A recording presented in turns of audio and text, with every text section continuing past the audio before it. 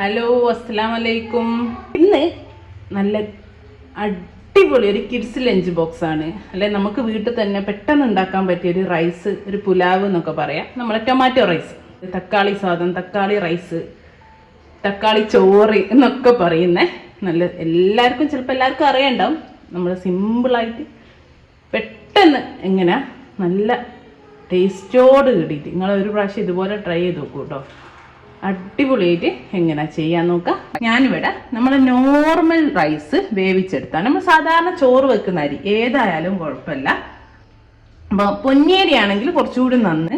Normally നമുക്കിനിപ്പോൾ ration അരി ആണെങ്കിലും കുഴപ്പമില്ല കേട്ടോ.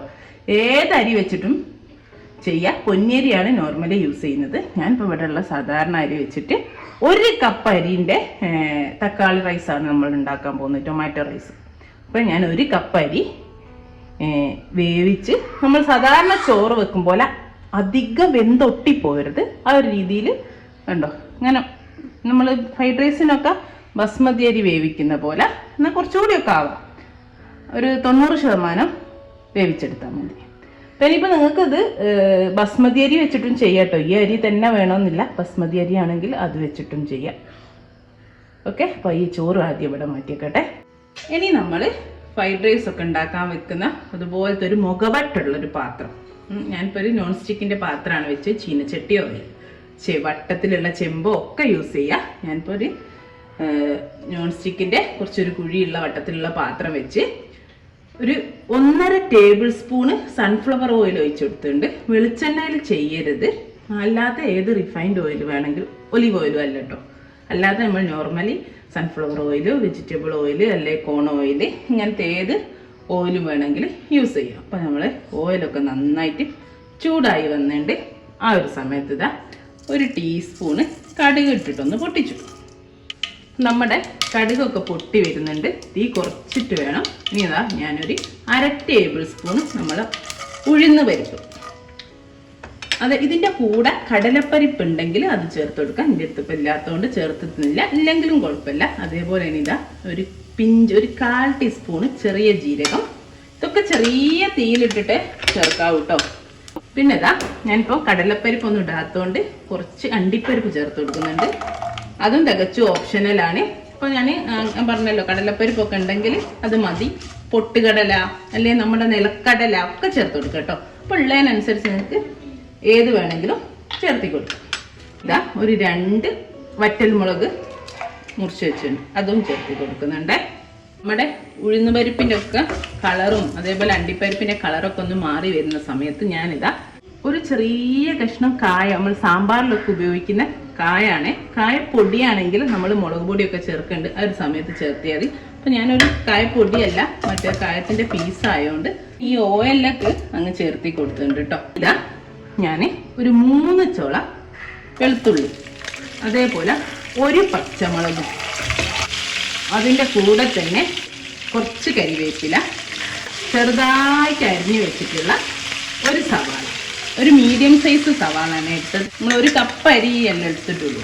അപ്പോൾ അതിനനുസരിച്ചുള്ള ഇൻഗ്രീഡിയൻസിൻ്റെ അളവും കാര്യമായിട്ടോ പറയുന്നത്. 1 കപ്പ് അരി, അതായത് 250 ml കപ്പിൻ്റെ 1 കപ്പിലുള്ള അരി. ഇനി നമുക്ക് ഈ ഉള്ളിലെ സവാള നന്നായിട്ട് വഴറ്റിയെടുക്കണം. വഴറ്റി ഒരു ബ്രൗൺ കളർ ആവുന്നത് വരെ വഴറ്റിയെടുക്കണം. നമ്മുടെ സവാളൊക്കെ നന്നായിട്ട് വയന്ന് വന്നിട്ടുണ്ട്. ഞാൻ സവാള ഇട്ടതിന് ശേഷം ഒന്ന് തീ മീഡിയം ഫ്ലെയിമിലേക്ക് മാറ്റി കൊടുത്തിട്ടുണ്ട്. ഇനി നമുക്ക് ഇതിലോട്ട് ഒരു 1/4 ടീസ്പൂണ് മഞ്ഞൾപ്പൊടിയും അതേപോലെ 1/2 ടീസ്പൂണ് മുളക് പൊടിയും ചേർത്ത് കൊടുക്കും. കാശ്മീരി മുളക് പൊടിയാണെങ്കിൽ കുറച്ചുകൂടെ എടുത്തോളൂ കേട്ടോ. 1/4 ടീസ്പൂണൊക്കെ, അത് നോർമൽ മുളക് പൊടി ആയതുകൊണ്ട് ഞാനൊരു 1/2 ടീസ്പൂണേ എടുത്തിട്ടുള്ളൂ. അപ്പം നമ്മുടെ മസാലപ്പൊടികൾ ചേർക്കുന്ന സമയത്തില്ലേ നന്നായിട്ട് തീ കുറച്ചെടുക്കണം കേട്ടോ, അല്ലേ കരിഞ്ഞു. അപ്പോൾ ജസ്റ്റ് ഒന്നിലൊന്ന് നമ്മൾ ഈ സവാളൻ്റെ കൂടെ ഒന്ന് വഴറ്റിയെടുക്കാം.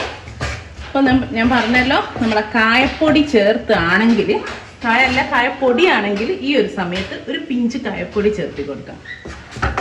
അപ്പോൾ നമ്മുടെ ഇതൊക്കെ ഒന്ന് നമ്മൾ ഈ ഓയിലിൽ നന്നായിട്ട് വയന്ന് വന്നിട്ടുണ്ട്. ഇനി ഇതാ നമ്മുടെ മെയിൻ ഇൻഗ്രീഡിയൻസ്, നമ്മുടെ തക്കാളി ചോറാണല്ലോ.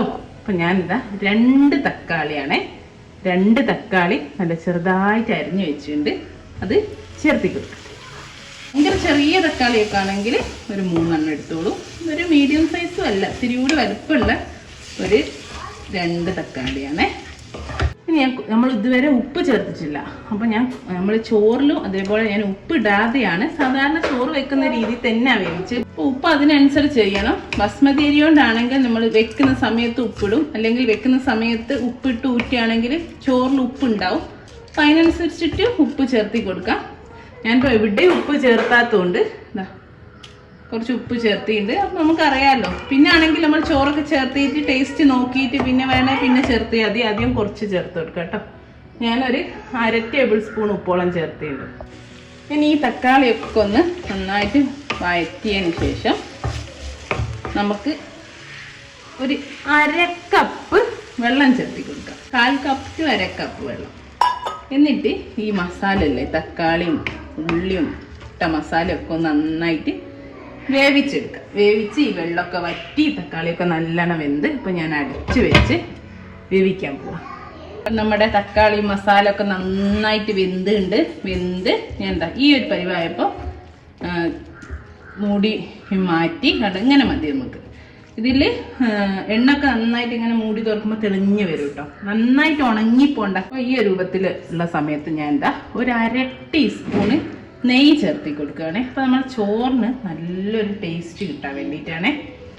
ഇനിയിപ്പോൾ നിങ്ങളെ കയ്യിൽ ഞാനിപ്പോൾ ചേർക്കുന്നില്ല. മല്ലിയിലല്ലേ, മല്ലിയില ഉണ്ടെങ്കിൽ ഒരു ടേസ്റ്റ് ആണല്ലോ ചോറിന്. നമ്മൾ ദമ്മൊക്കെ ഇടുമ്പം ചെയ്യാറുണ്ടല്ലോ.